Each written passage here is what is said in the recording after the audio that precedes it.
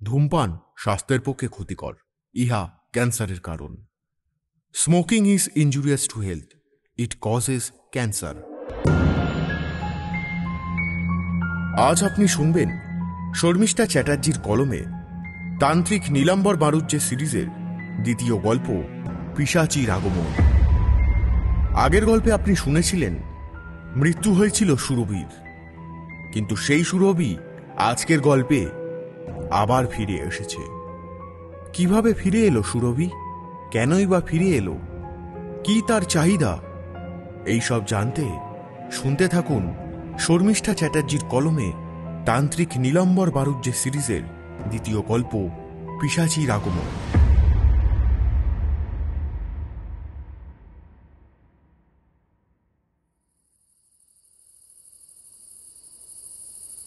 রাত তখন 2টো। সারা হালদার বাড়িতে অন্ধকার, নিস্তব্ধ। ইন্দ্রাণী বইটা বন্ধ করে বিছানার পাশে টেবিল ল্যাম্পটা অফ করে যেই শুতে যাবে, হঠাৎ তার কানে এলো মেয়েলি গম্ভীর কণ্ঠে কিছু মন্ত্র উচ্চারণের শব্দ। ওম ভূত পিশাচায় নমস্তুতে, প্রেত পূজনকাল্যৈ নমস্তুতে।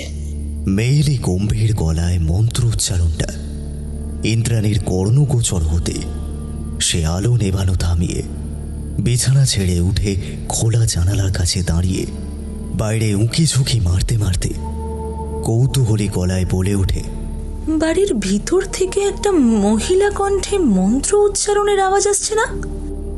এই কথা বলে ইন্দ্রাণী তার ঘরের দরজাটা খুলে অন্ধকার বারান্দায় বেরিয়ে আসতেই তীব্র ঝাঁঝালো একটা গন্ধ ইন্দ্রাণীর নাকে এসে ধাক্কা মারতেই তার মাথাটা কিছুক্ষণের জন্য তাল খেয়ে ঘুরে যায় ঠিকই, কিন্তু ইন্দ্রাণী নিজেকে কিছুটা সামলে বারান্দায় দাঁড়িয়ে এদিক ওদিক তাকাতেই তার দৃষ্টি চলে যায় বারান্দার কোণে একটা ঘরের দিকে। বারান্দার কোণের ঘরের দিকে ইন্দ্রাণীর দৃষ্টি যেতেই দেখে সেই ঘরের বন্ধ জানালা দরজার ফাঁক দিয়ে একটা সাদা ধোঁয়ার রেখা ভেসে আসছে, সেই সঙ্গে সেই মন্ত্র উচ্চারণের আওয়াজ। ওম ভূত পিশাচায় নমস্তুতে, প্রেত পূজনকাল্যৈ নমস্তুতে। বারান্দার কোণার ঘর থেকে মন্ত্র উচ্চারণ ও ধূপের ধোঁয়ার গন্ধ ভেসে আসতে ইন্দ্রাণী সেই বন্ধ ঘরের দিকে ধীরে ধীরে এগিয়ে যায়। তারপর চুপিসারে বন্ধ জানালার একটা পাল্লা খুলতেই ইন্দ্রাণী ঘরের ভেতর যা দৃশ্য দেখে, সেই দৃশ্য দেখে ভয়ে তার সারা শরীর থেকে একটা হিম শীতল রক্তস্রোত বয়ে যায়। ইন্দ্রাণী ভয়ার্ত দৃষ্টিতে দেখে সেই অন্ধকার ঘরের মাঝখানে কালো শাড়ি পরিহিতা ও লম্বা চুল ছেড়ে কপালে লাল বড় সিঁদুরের তিলক কেটে তার ছোট কাকিমা সুরভি বসে আছে আর সমানে বিড়বিড় করে কি একটা মন্ত্রোচ্চারণ করছে, কিন্তু সুরভি বিড়বিড় করে কি মন্ত্র পড়ছে ইন্দ্রাণী বুঝতে পারল না। অন্ধকার ঘরের মাঝখানে বসে গোল করে চারিদিকে ছোট ছোট মোমবাতি জ্বালিয়ে সুরভিকে চোখ বন্ধ করে মন্ত্রোচ্চারণ করতে দেখে ইন্দ্রাণী ভয়ে মিশ্রিত কাঁপা কাঁপা গলায় বলে ওঠে, ছোট্ট কাকিমা তো আগুনে পুড়ে মারা গেছে কিছুদিন আগে। এই ঘরে আমার চোখের সামনে যে বসে আছে সে কে? ছোট কাকিমা না ছোট কাকিমার প্রেতাত্মা? ইন্দ্রাণী যখন সুরভির দিকে তাকিয়ে ভয় মিশ্রিত কণ্ঠে এই কথাগুলো বলছিল, সুরভি ঘরের জানালার সামনে দাঁড়িয়ে তখন সুরভি মন্ত্রোচ্চারণ থামিয়ে চোখ খুলে ধীরে ধীরে ইন্দ্রাণীর দিকে তাকায়। তারপর একটা খ্যানখ্যানে হাসি হেসে হিসে হিসে গলায় বলে ওঠে, আমি আবার এই বাড়িতে ফিরে এসেছি ইন্দ্রাণী। আমার মৃত্যুর জন্য তোরা দায়ী। আমি এই বাড়ির কাউকে ছাড়ব না। তোরা সবাই আমার হাতে মরবি। লাল জ্বলন্ত দৃষ্টিতে হেসে হেসে গলায় সুরভির এই কথাগুলো শুনে আর সুরভির ওই ভয়ঙ্কর রূপ দেখে ইন্দ্রাণী খুব ভয় পেয়ে যায়। সে আর তার স্নায়ুর উপর নিয়ন্ত্রণ রাখতে না পেরে চিৎকার করে অজ্ঞান হয়ে পড়ে যায় সুরভির ঘরের সামনে।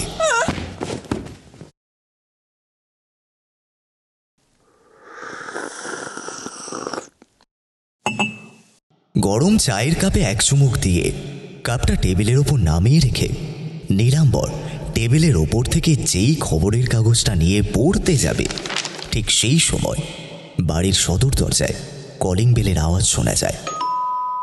বাড়ির সদর দরজা থেকে কলিং বেলের আওয়াজ শুনে নীলাম্বর দেওয়াল ঘড়ির দিকে তাকিয়ে বলে ওঠে, সকাল 7টা বাজে। এই শীতের এত সকালে কে এলো? এই কথা বলে নীলাম্বর আরাম কেদারা ছেড়ে উঠে সদর দরজার কাছে এগিয়ে গিয়ে দরজাটা খুলতেই দেখে তার ভাইজি বিজয় আর বান্ধবী অনিন্দিতা খুব বিধ্বস্ত অবস্থায় দাঁড়িয়ে আছে সদর দরজার সামনে এবং তার চোখে মুখে একটা ভয়ের আতঙ্কের ছাপ, সেই সঙ্গে একটা দুশ্চিন্তার ছাপ পরিষ্কার ফুটে উঠেছে। সাত সকালে বাড়ির সদর দরজার সামনে বিধ্বস্ত ও আতঙ্কগ্রস্ত অবস্থায় অনিন্দিতাকে দাঁড়িয়ে থাকতে দেখে নীলাম্বর প্রশ্ন করে ওঠে, অনিন্দিতা, তুমি এত সকালে আমার বাড়িতে? আর তোমাকে এরকম বিধ্বস্ত লাগছে কেন? কি হয়েছে তোমার? নীলাম্বরের প্রশ্ন শুনে অনিন্দিতা হাউ হাউ করে কাঁদতে কাঁদতে নীলাম্বরের পায়ে পড়ে আর হাত জড়ো করে বলে ওঠে, ঠাকুর মশাই, আপনি আমাদের বাঁচান ঠাকুর মশাই। ও বেরিয়ে এসেছে, ও আমাদের এবার সবাইকে মেরে ফেলবে ঠাকুর মশাই। আপনি আমাদের বাঁচান ঠাকুর মশাই। অনিন্দিতার এই কথা শুনে নীলাম্বর দু হাত দিয়ে অনিন্দিতাকে তুলতে তুলতে বলে, কে ফিরে এসেছে? কে মেরে ফেলবে? অনিন্দিতা কাপড়ের আঁচল দিয়ে চোখ মুছতে মুছতে ভয় মিশ্রিত কণ্ঠে বলে, সুরভি ফিরে এসেছে ঠাকুর মশাই। ও যে আমাদের সবাইকে মেরে ফেলবে। আপনি আমাদের বাঁচান ঠাকুর মশাই, আপনি আমাদের বাঁচান। অনিন্দিতার মুখ থেকে সুরভি নামটা শুনে নীলাম্বরের মুখটা ভয়ে ফ্যাকাশে হয়ে যায়। সে আমতা আমতা করে প্রশ্ন করে ওঠে, কি বলছো কি অনিন্দিতা? সুরভি ফিরে এসেছে? ও ফিরে এসেছে, আরও ফিরে আসার পর থেকে আমাদের বাড়িতে প্রতিনিয়ত আমাদের বাড়ির প্রত্যেকটা সদস্যদের সঙ্গে এক এক দিন এক একটা অদ্ভুত ভৌতিক ঘটনা ঘটে চলেছে ঠাকুর মশাই। রোজ ঘটছে। অনিন্দিতার মুখ থেকে এই কথা শুনে আর ওকে হাউ হাউ করে কাঁদতে দেখে নীলাম্বর বলে ওঠে, মা, তুই আমার সঙ্গে ভেতরে আয়। এই কথা বলে নীলাম্বর অনিন্দিতাকে নিয়ে বাড়ির ভেতরে চলে যায়। বৈঠকখানার ঘরে বসায়। তারপর প্রশ্ন করে ওঠে নীলাম্বর, আচ্ছা, এবার বলো তো অনিন্দিতা, প্রতিনিয়ত তোমার বাড়িতে তোমাদের সঙ্গে ঠিক কি কি অদ্ভুত ঘটনা ঘটে চলেছে? কিছু কিন্তু আমার কাছে লুকাবে না। যদি লুকাও তাহলে আমি কিন্তু ওর হাত থেকে তোমাদের বাঁচাতে পারবো না। হ্যাঁ, সবটা খুলে বলছি ঠাকুর মশাই। ঘটনাটা শুরু হয় আজ থেকে 3 মাস আগে। সুরভির শ্রাদ্ধ শান্তির কাজ মিটে যাওয়ার ওই সপ্তাহখানেক পর থেকে। আর ঘটনাটা শুরু হয় প্রথমে আমাকে কেন্দ্র করে। সুরভি মারা যাওয়ার 1 সপ্তাহ পর একদিন সন্ধ্যাবেলায় আমাদের ছাদে একটা সুন্দর ফুলের বাগান আছে। সেই বাগানে ফুল গাছগুলোতে আমি জল দিতে গিয়েছিলাম। সেই দিন সন্ধে কটা হবে, ওই 6টা কি 6:30 নাগাদ। আমি ছাদে ঘুরে ঘুরে বাগানের ফুল গাছগুলোতে জল দিচ্ছি।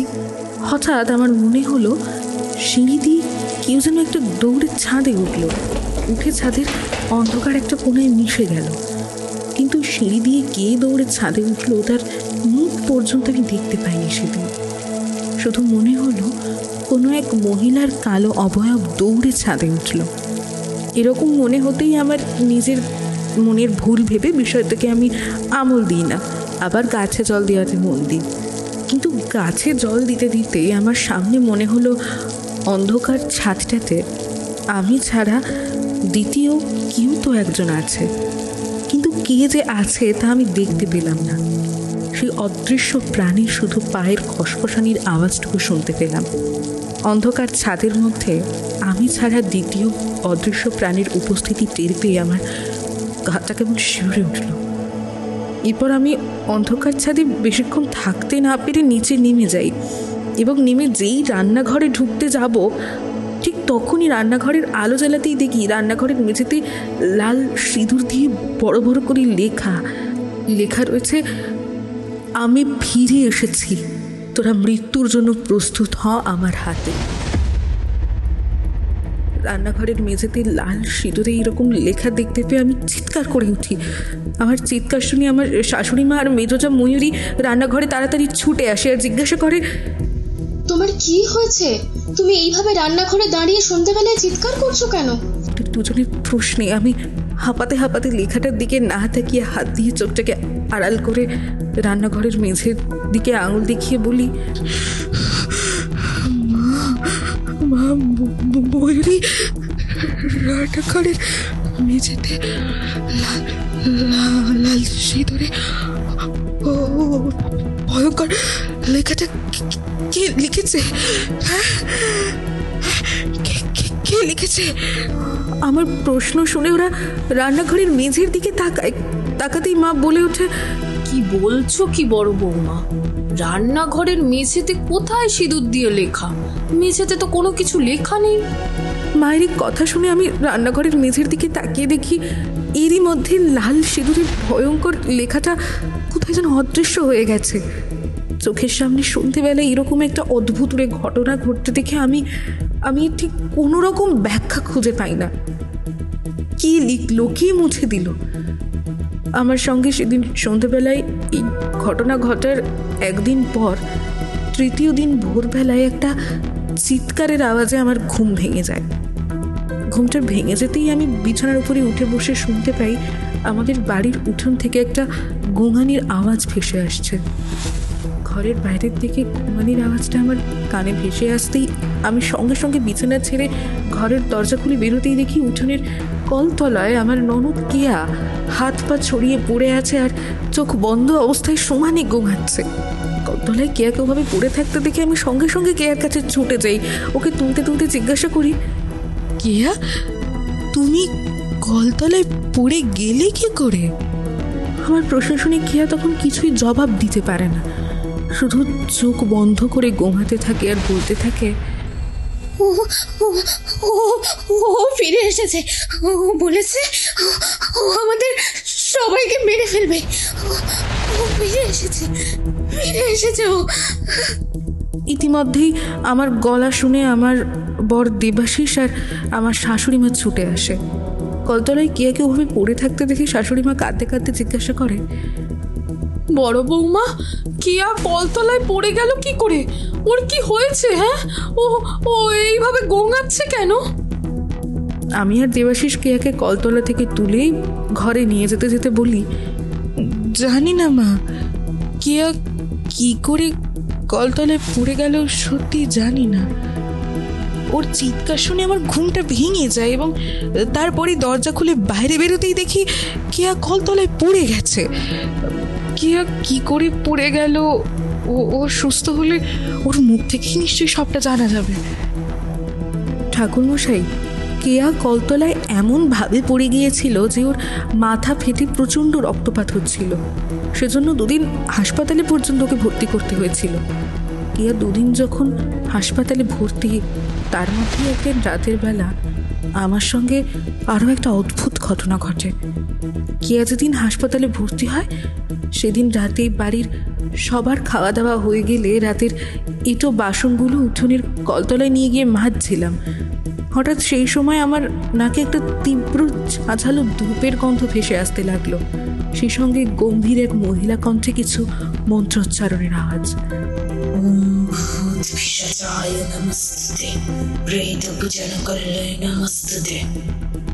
ঝাঁঝালো ধূপের গন্ধ সঙ্গে গম্ভীর কণ্ঠে মহিলার মন্ত্রোচ্চারণ শুনে আমি বাসন মাজা থামিয়ে বাড়ির চারিদিকে তাকাতে তাকাতে বলি, রাতে 10:30টার সময় ধূপ জ্বালিয়ে কি মন্ত্রপাঠ করছে? মা নাকি? কিন্তু মা তো আজ 9টা বাজার সঙ্গে সঙ্গে শরীর ভালো নেই বলে ঘুমিয়ে পড়েছে। তাহলে এত রাতে কি মন্ত্রপাঠ করবে?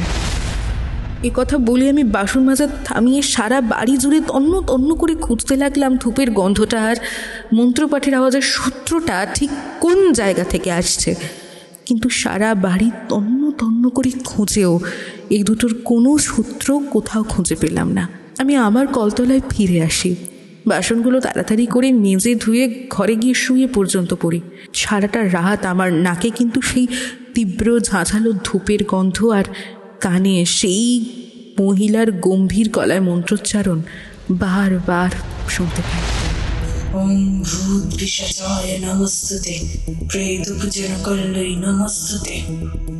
এর 2 দিন পর কেয়া হাসপাতাল থেকে বাড়ি ফিরতেই মা ওকে খাওয়াতে খাওয়াতে জিজ্ঞাসা করে, কেয়া, তুই সেই দিন ভোরবেলায় কলতলায় পড়ে গেলে কি করে? আমি তখন কেয়ার সামনেই ছিলাম, ওর ঘরটা গোছাচ্ছিলাম। আমি দেখলাম মায়ের প্রশ্ন শুনে কেয়ার মুখটা সঙ্গে সঙ্গে কেমন যেন সাদা হয়ে গেল। এরপর কেয়া আমার আর মায়ের দিকে তাকিয়ে ভয় মিশ্রিত কাঁপা কাঁপা গলায় বলে ওঠে, ও ফিরে এসেছে। ও বলেছে ও আমাদের সবাইকে মেরে ফেলবে। ও ফিরে এসেছে ও। কেয়ার মুখ থেকে সুরভির কথা শুনে আমি আর মা দুজনের দিকে তাকাই, আর আমি কেয়াকে প্রশ্ন করে উঠি, তুমি বলছো কি কেয়া? সুরভি কি করে ফিরে আসবে? ও তো আজ থেকে 1 সপ্তাহ আগে মারা গেছে। আমার কথা শুনে কেয়া তখন ভয়ার্থ দৃষ্টিতে ঘরের চারিদিকে গোল গোল চোখ করে তাকাতে থাকে। তারপর বলে, সুরভি মরে গেলেও ওর অতৃপ্ত আত্মা আমাদের আশেপাশেই আছে আর আমাদের সমানে লক্ষ্য করছে। ও সেদিন আমাকে বলেছে ও এইবারে সবাইকে মেরে ফেলবে। এই কথা বলে কেয়া সঙ্গে সঙ্গেই সেদিন ভোরবেলায় উঠোনে ঠিক কি ঘটনা ঘটেছিল আমাকে আর মাকে এক এক করে বলতে শুরু করে। সেদিন একটা স্কুলে ইন্টারভিউ ছিল। সেই স্কুলে আমাকে 8টার মধ্যে ইন্টারভিউ দিতে যেতে হবে বলে আমি সেদিন ভোর 5টায় উঠে উঠোন পেরিয়ে বাথরুমে যেই স্নান করতে ঢুকতে যাব, কলতলার সামনে আসতেই হঠাৎ পেছন থেকে আমাকে কি যেন জোরে ধাক্কা দেয়। জোরে ধাক্কা দিতেই আমি কলতলায় উল্টে পড়ে যেতেই দেখি আমার সামনে কালো শাড়ি পরিহিতা, কপালে লাল সিঁদুরের তিলক কেটে ও গলায় নানা রং বেরঙের রুদ্রাক্ষের মালা পরে সুরভি দাঁড়িয়ে আছে আর একটা কান এঁটো করা বিশ্রী বিকট হাসি হাসতে হাসতে আমার দিকে নীল জ্বলন্ত দৃষ্টি দিয়ে তাকিয়ে বলছে, মরবি তোরা সবাই আমার হাতে, এক এক করে মরবি। আমার মৃত্যুর জন্য শুধু তোরা দায়ী। সুরভির এই কথা বলার সাথে সাথে ওর রক্ত মাংসে গড়া শরীরটা সঙ্গে সঙ্গে একটা কালো ধোঁয়ার রূপ নিয়ে কোথায় যেন অদৃশ্য হয়ে যায়। সুরভির ওই কথাগুলো শুনে আর ওকে ওইভাবে অদৃশ্য হয়ে যেতে দেখে আমার তখন আর কিছু মনে নেই। কেয়ার মুখে এই কথাগুলো শুনে আমি মনে মনে খানিকটা ভয় পেলেও মা কেয়ার একটা কথাও বিশ্বাস করে না। উল্টে কেয়ার গায়ে মাথায় হাত বোলাতে বোলাতে বলে, ঘুম চোখে ভোর রাতে বাথরুমে স্নান করতে যাচ্ছিলিস, ভুলবশত হয়তো তুই উঠোনের পিচ্ছিল শ্যাওলায় পা দিয়েছিলিস, তাই তুই পড়ে গেছিস। সুরভি পুরবি তোকে ধাক্কা মারেনি, এ তোর মনের ভুল। যে মানুষ মারা গেছে সে আবার ফিরে আসবে কি করে বলতো? মরা মানুষের নামে মিথ্যে কথা বলতে নেই কেয়া মা। মা কেয়ার কথায় বিশ্বাস না করলেও আমি অল্প হলেও কেয়ার কথা বিশ্বাস করেছিলাম। কেয়ার সঙ্গে এই ঘটনা ঘটার পর ও নিজের ঘরে একা রাতে শুতে খুব ভয় পাচ্ছিল। আমি 2-3 দিন ওর সঙ্গে রাতে যখন শুচ্ছিলাম, আমি ওর সঙ্গে শোয়াকালীন 3 দিন ওর সঙ্গে একটা অদ্ভুত ঘটনা ঘটে। কি রকম ঘটনা ঘটে? রাত 2টো কি 2:30 হঠাৎ মাঝরাতে কেয়ার চিৎকারের আওয়াজে আমার ঘুমটা ভেঙে যায়।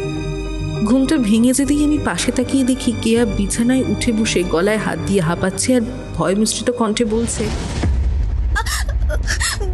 বড় বৌদি আমাকে আমাকে মেরে ফেললো, বৌদি আমাকে ওর হাত থেকে বাঁচাও। কেয়ার এই অবস্থা দেখে আমি সঙ্গে সঙ্গে বিছানা ছেড়ে উঠে পড়ি। তাড়াতাড়ি করে ঘরের আলোগুলো জ্বালাই। ওর কাছে গিয়ে ওর গায়ে মাথায় হাত বোলাতে বলে জিজ্ঞাসা করি, কি কি কি হয়েছে কেহা? কি হয়েছে? তুমি মাঝরাতে এরকম চিৎকার করছো কেন? আর গলায় এভাবে হাত এবার দিয়ে রয়েছো কেন কেহা? কি হয়েছে কেহা বলো? আমার প্রশ্ন শুনে কেয়া ভয়ার্ত দৃষ্টিতে ঘরের চারিদিকে তাকাতে তাকাতে বলে, বড় বৌদি সুরভি আমার গলা টিপে ধরে আমাকে আমাকে মেরে ফেলার চেষ্টা করছিল। বড় বৌদি তুমি তুমি আমাকে ওর হাত থেকে বাঁচাও, ও আমাকে আমাকে মেরে ফেলবে, আমাকে মেরে ফেলবে ও। কেয়ার এই কথা শুনে আমি ওকে প্রশ্ন করি, ঠিক কি হয়েছে বলো তো?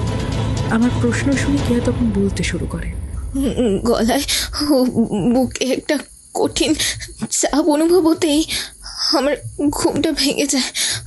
আমার ঘুমটা ভেঙে যেতেই আমি চোখ খুলে তাকিয়ে দেখি সুরভি উমো হয়ে আমার বুকের উপর বসে আছে আর ওর দুটো শক্ত হাত দিয়ে সমানে আমার গলাটা টিপছে।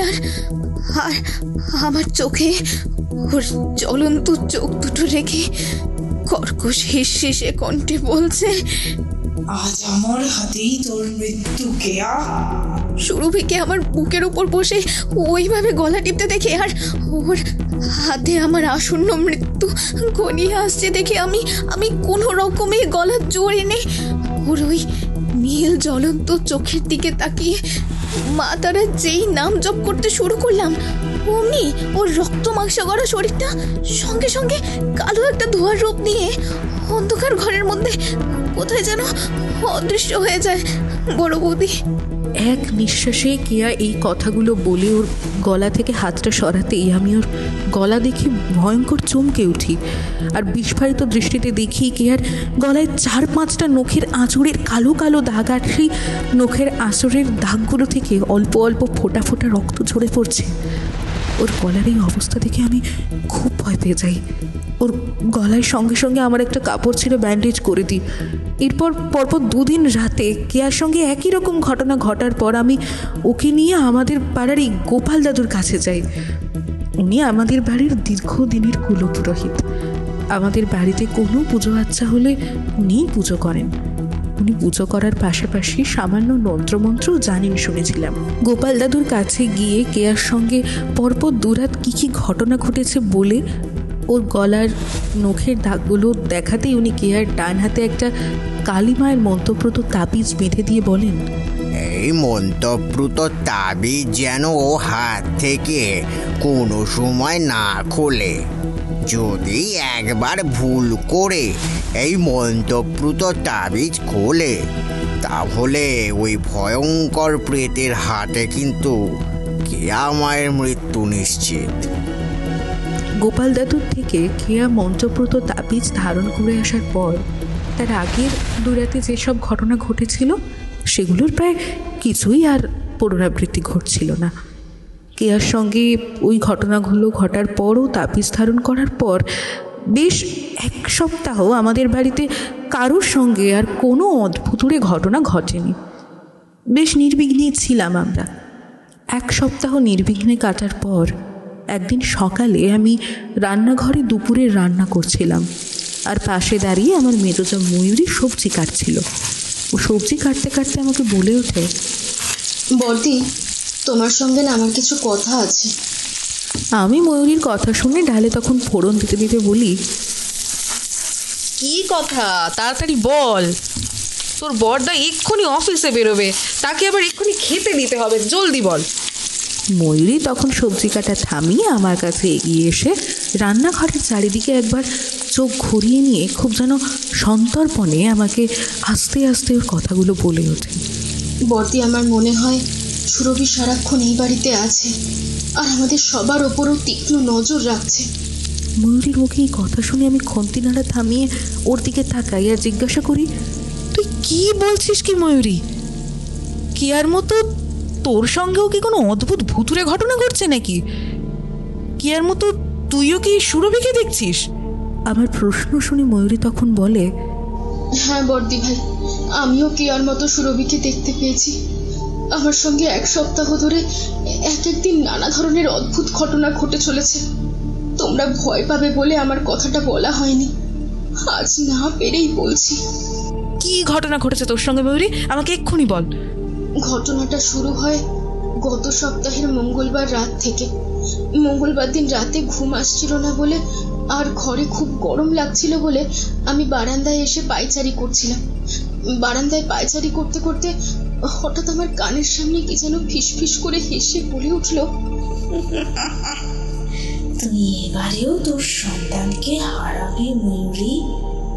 আমি যে ওকে নিতে এসেছি, আমি যে আবার ফিরে এসেছি। পিছন দিক থেকে মহিলা কণ্ঠে ফিসফিসানি গলার আওয়াজ শুনে আর ভয়ঙ্কর কথাগুলো শুনে আমার বুকটা একেবারে ধড়াস করে ওঠে। আমি চট করে পিছন ফিরে দেখি আমার পিছনে কেউ নেই, পুরো বারান্দা অন্ধকার, একেবারে ফাঁকা। তাহলে কথাগুলো বলল কে?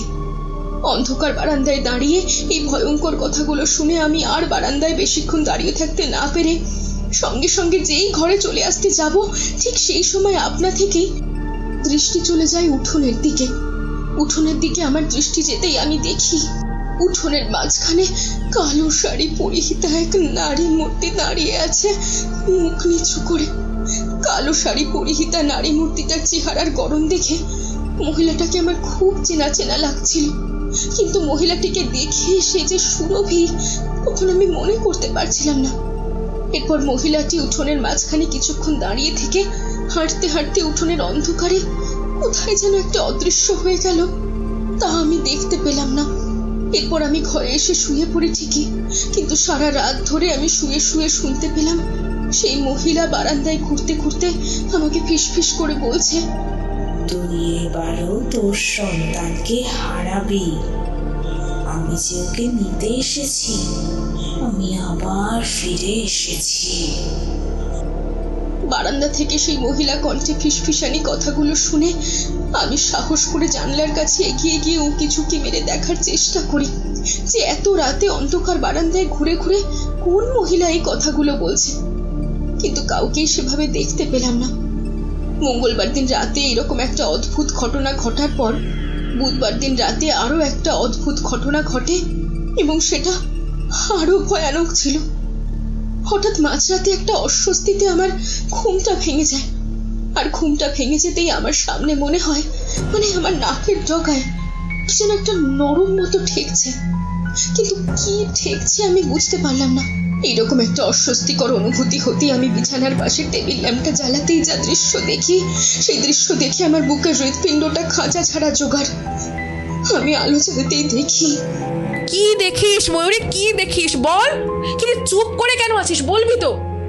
আমার এই প্রশ্নটা শুনে ময়ূরী আমার হাত ধরে ভয় মিশ্রিত দৃষ্টিতে গোল গোল চোখ করে কাঁপা কাঁপা গলায় বলে ওঠে, বর্দি ভাই, আমি দেখি সিলিং ফ্যানের সঙ্গে সুরভির শরীরটা উল্টো ভাবে ঝুলছে, আর লম্বা লম্বা চুলগুলো আমার নাকের ডগায় এসে লাগছিল এতক্ষণ ধরে। সুরভিকে সিলিং ফ্যানের সঙ্গে উল্টো ভাবে ঝুলতে দেখে আমি একটা বিকট চিৎকার করার সঙ্গে সঙ্গে সুরভির শরীরটা একটা কালো ধোয়ার আকার নিয়ে ঘরের মধ্যে কোথায় একটা অদৃশ্য হয়ে গেল। আমার চিৎকার শুনে ইতিমধ্যেই মেজ ঠাকুরপো উঠে পড়ে আর আমাকে ঘরের মাঝখানে দাঁড়িয়ে ওইভাবে কাঁপতে দেখে জিজ্ঞাসা করে, কি হলো ময়ূরী, তুমি রাত দুপুরে এভাবে চিৎকার করে উঠলে কেন? কি হয়েছে তোমার? কিছুক্ষণ আগে আমার সঙ্গে কি কি ঘটনা ঘটেছে সেই সব ঘটনার কথা রক্তিমকে বলি ঠিকই, কিন্তু আমার একটা কথাও বিশ্বাস করে না। উল্টেও রাত দুপুরে ঘুম ভাঙানোর জন্য আমাকে খুব বকাবকি করে। এরপর আমি আর ওর সঙ্গে এই বিষয়ে কোনো কথা না বাড়িয়ে শুয়ে পড়ি ঠিকই, কিন্তু শুয়ে পড়ে আবার পুনরায় সেই ঘটনাগুলো মনে হতে থাকে। আর আমার নাকের ডগায় নরম মতো একটা কি ঠেকছে, আর একটা মহিলা কণ্ঠে কেউ যেন আমার পেটে হাত বোলাতে বোলাতে ফিসফিস করে, এই তোর পেটের ডিমটাকেও এবারেও আমার কাছে দিবি তো? আমি যে এবারেও তোর পেটের ডিমটাকে নিতে এসেছি।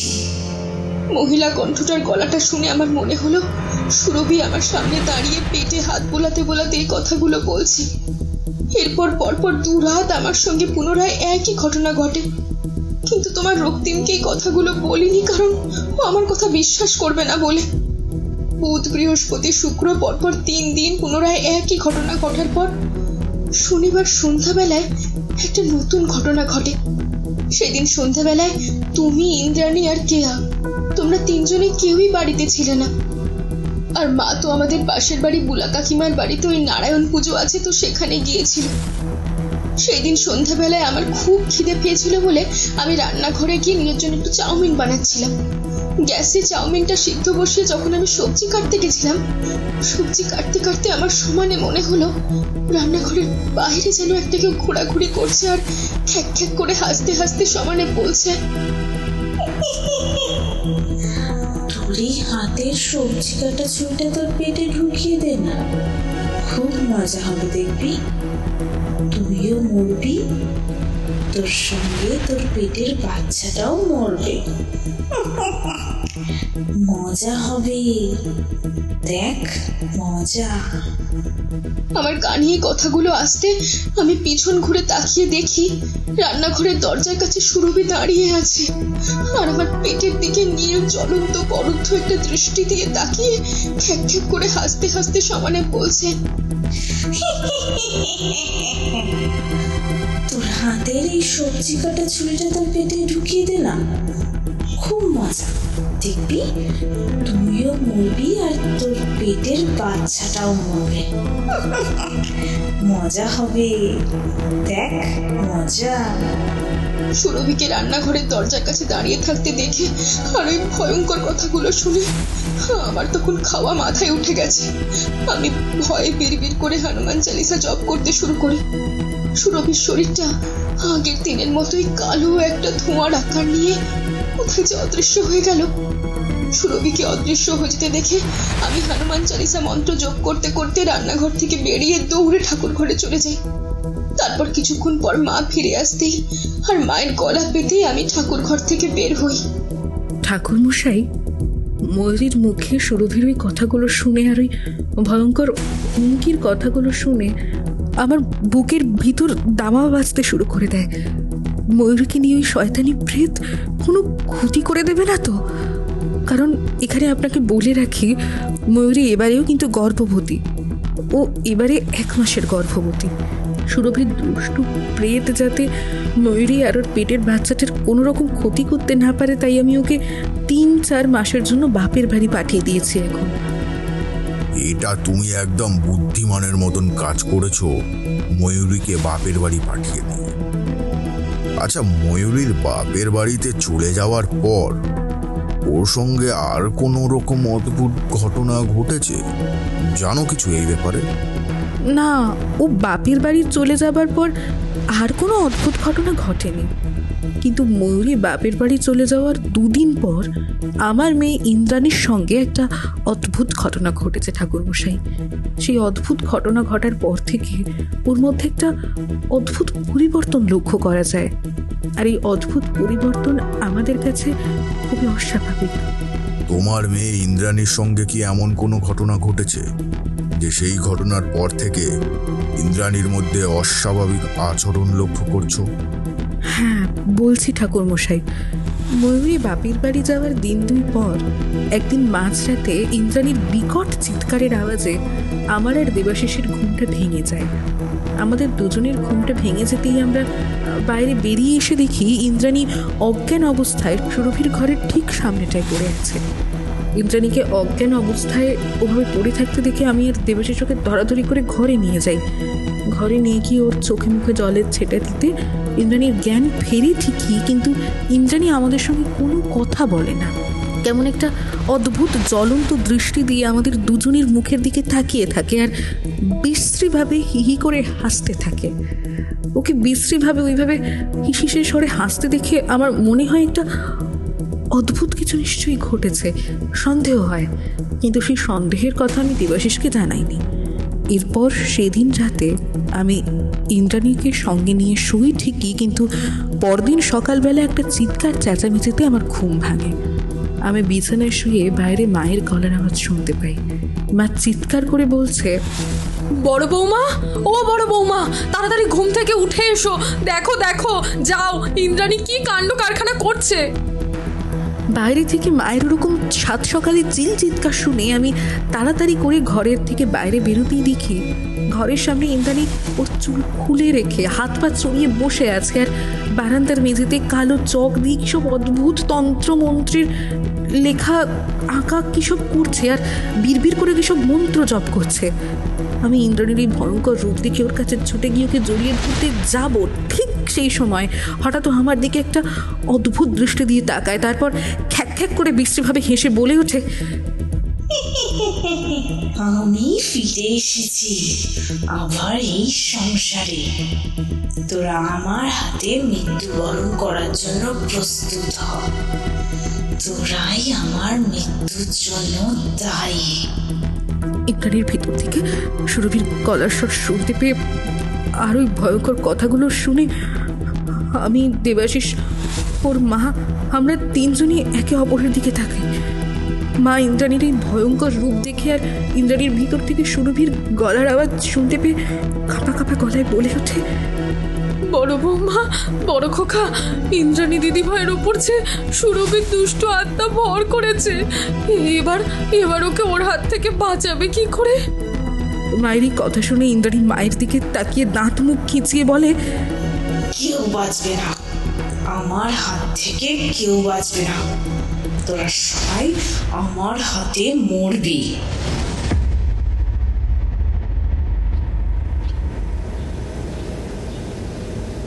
ঠাকুরমশাই, আপনি দয়া করে ইন্দ্রাণীকে বাঁচান ঠাকুরমশাই।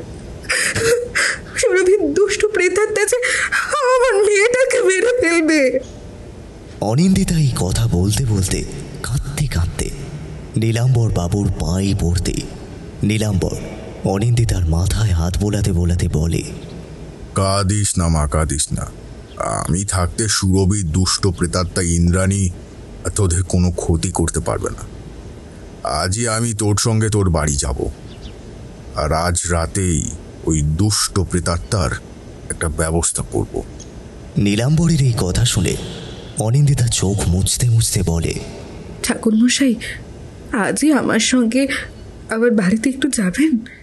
হ্যাঁ, আজই যাব, সময় বেশি নেই হাতে। দরজা খুলে উঠানে পা দিতে নীলাম্বর হালদার বাড়ির চারিদিকটা একবার ভালো করে তাকিয়ে নিয়ে অনিন্দিতার দিকে তাকিয়ে বলে ওঠে, তোর মেয়ে ইন্দ্রাণী কোথায়? ওকে কোথায় রেখেছিস? নীলাম্বরের প্রশ্ন শুনে অনিন্দিতা একতলার একটা কোণার ঘরের দিকে আঙুল দেখিয়ে বলে, ঠাকুরমশাই, ও তো সুরভির ঘরেই আছে। চলুন, দেখবেন, চলুন। একদিনের মেয়েটার শরীর কি হাল করে ছেড়েছে ওই শয়তানি। এই কথা বলে অনিন্দিতা নীলাম্বরকে নিয়ে খোলা উঠোন ও বারান্দা পেরিয়ে বারান্দার এক কোণে একটা ঘরে দরজা খুলে ঢুকতে নীলাম্বর দেখে অন্ধকার ঘরের কোণে ইন্দ্রাণী দেওয়ালের দিকে মুখ ফিরিয়ে বসে আছে, আর ঘরের দেওয়ালে কালো চক দিয়ে কিসব অদ্ভুত অদ্ভুত তন্ত্র মন্ত্র চিহ্ন আঁকা রয়েছে, আর বিড়বিড় করে মন্ত্র জপ করছে। ইন্দ্রাণীকে অস্বাভাবিক আচরণ করতে দেখে নীলাম্বর চুপি সারে ইন্দ্রাণীর পেছনে এসে দাঁড়ায় ও গম্ভীর গলায় প্রশ্ন করে ওঠে, ওই শয়তানি, তুই এবার কি চাস বল? তুই এই বাচ্চা মেয়েটার শরীরে ঢুকে ওকে এইভাবে কষ্ট দিচ্ছিস কেন বল আগে? নীলাম্বরের প্রশ্ন শুনে ইন্দ্রাণী নীলাম্বরের দিকে তাকায়। তারপর ধীরে ধীরে উঠে নীলাম্বরের দিকে এগিয়ে এসে যা কাণ্ড ঘটায়, সেই কাণ্ডের জন্য অনিন্দিতা ও নীলাম্বর কেউই প্রস্তুত ছিল না। ইন্দ্রাণী নীলাম্বরের সামনে এসে দাঁড়ায়। তারপর এক হাত দিয়ে খপ করে নীলাম্বরের গলাটা টিপে ধরে দাঁত মুখ খিচিয়ে মিচিয়ে বলে ওঠে, আমি এদের সবার মৃত্যু দেখতে চাই। আমার চোখের সামনে ওরা আমার মৃত্যুর জন্য দায়ী। আমি ওদের নিজের হাতে মারতে চাই। আর তুই বলছিস না আমি কেন ইন্দ্রাণীর শরীরে প্রবেশ করেছি? ওর শরীরে প্রবেশ করেছি, বেশ করেছি। ইন্দ্রাণী ওরফে সুরভিকে গলা টিপে ধরতে দেখে নীলাম্বর বেশি দেরি না করে পাঞ্জাবির পকেট থেকে একটা তামার মুদ্রা বের করে সেটা ইন্দ্রাণীর কপালের মাঝখানে চেপে ধরে কিছুক্ষণ বিড়বিড় করে কি একটা মন্ত্র জপ করতেই ধীরে ধীরে ইন্দ্রাণীর দুই চোখ বন্ধ হয়ে আসে। তারপর সে অজ্ঞান হয়ে মেঝেতে লুটিয়ে পড়ে যায়। ইন্দ্রাণীকে অজ্ঞান হয়ে যেতে দেখে নীলাম্বর ইন্দ্রাণীকে কোলে তুলে ঘরের মাঝখানে শুইয়ে দিয়ে ইন্দ্রাণীর চারিদিকে একটা লাল সিঁদুরের গণ্ডি কেটে দিয়ে অনিন্দিতার দিকে তাকিয়ে বলে ওঠে, শোনো অনিন্দিতা মা, তোমরা এখন এই ঘর থেকে যাও। আমি এখন একটা যজ্ঞ করব। যজ্ঞটার নাম প্রেতবন্দি যজ্ঞ। আমাকে একা একটা বন্ধ করে থাকতে হবে। তুমি ভয় পেও না, এই যজ্ঞে তোমার মেয়ের কোনো রকম ক্ষতি হবে না, আমি কথা দিচ্ছি। নীলাম্বরের এই কথা শুনে অনিন্দিতা ও মধুবালা চুপচাপ ঘর থেকে বেরিয়ে যায়। এরপর বেশ কয়েক ঘন্টা ধরে সুরভির বন্ধ ঘরের ভেতর থেকে নীলাম্বরের উচ্চস্বরে মন্ত্রপাঠ শোনা যায়। নমঃ হ্রিং বগলামুখী সর্বদুষ্টানাং বাচং মুখং স্তম্ভয় জীবং কীলয় কীলয় পরবুদ্ধিং নাশয় নাশয় নমঃ লিং বগলা। মন্ত্রপাঠের সঙ্গে ইন্দ্রাণী ওরফে সুরভির বিকট চিৎকারের আওয়াজ শোনা যায়। সে চিৎকার করতে করতে বলছে, আমার শরীর পুড়ে যাচ্ছে, জ্বলে পুড়ে যাচ্ছে, আমাকে ছেড়ে দে, আমি এখান থেকে যাব না। বেশ কিছুক্ষণ ধরে বন্ধ ঘরের ভেতর থেকে ইন্দ্রাণী ওরফে সুরভির চিৎকার শোনা যায়। তারপর ধীরে ধীরে একসময় সব নিস্তব্ধ হয়ে যেতে নীলাম্বর দরজা খুলে ইন্দ্রাণীকে ঘুমন্ত অবস্থায় বাইরে নিয়ে আসে। তারপর অনিন্দিতার হাতে ঘুমন্ত ইন্দ্রাণীকে তুলে দিয়ে তার উদ্দেশ্যে বলে ওঠে, ইন্দ্রাণীকে ঘরে নিয়ে গিয়ে শুইয়ে দিয়ে আয় আমার কাছে তাড়াতাড়ি, একটা জরুরি কথা আছে। হ্যাঁ ঠাকুরমশাই, ওকে ঘরে শুইয়ে দিয়ে আমি এক্ষুনি আসছি, আপনি একটু অপেক্ষা করুন। এই কথা বলে অনিন্দিতা ঘুমন্ত ইন্দ্রাণীকে ঘরে নিয়ে গিয়ে শুইয়ে দিয়ে নীলাম্বরের কাছে আসতে নীলাম্বর একটা বড় তালা তার ঝোলা লাল কাপড়ের ব্যাগ থেকে বের করে সুরভির ঘরের দরজা বন্ধ করতে করতে গম্ভীর গলায় বলে, সুরভির অতৃপ্ত আত্মাকে আমি ওর ঘরে বন্দি করে রেখেছি, কারণ ওর অতৃপ্ত আত্মাকে আমার মুক্তি দেওয়া সম্ভব নয়। এ আমার সাধ্যের বাইরে। ও এক ভয়ঙ্কর শক্তিশালী মেয়ে। আমি সুরভির ঘরটা চিরদিনের মতন বন্ধ করে দিচ্ছি আমার এই মন্ত্রপ্রুত তালা দিয়ে। এই বাড়ির কেউ কোনোদিন যদি ওই ঘরের এই তালা খোলে, ভুলবশতও যদি তা হয়, তাহলে কিন্তু পুনরায় সুরভির অতৃপ্ত আত্মা জেগে উঠবে।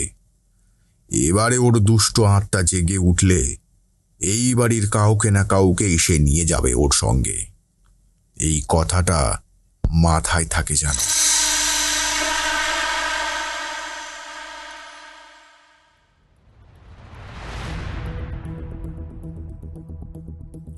শুনছিলেন শর্মিষ্ঠা চ্যাটার্জির কলমে তান্ত্রিক নীলাম্বর বাড়ুজ্যে সিরিজের দ্বিতীয় গল্প পিশাচির আগমন।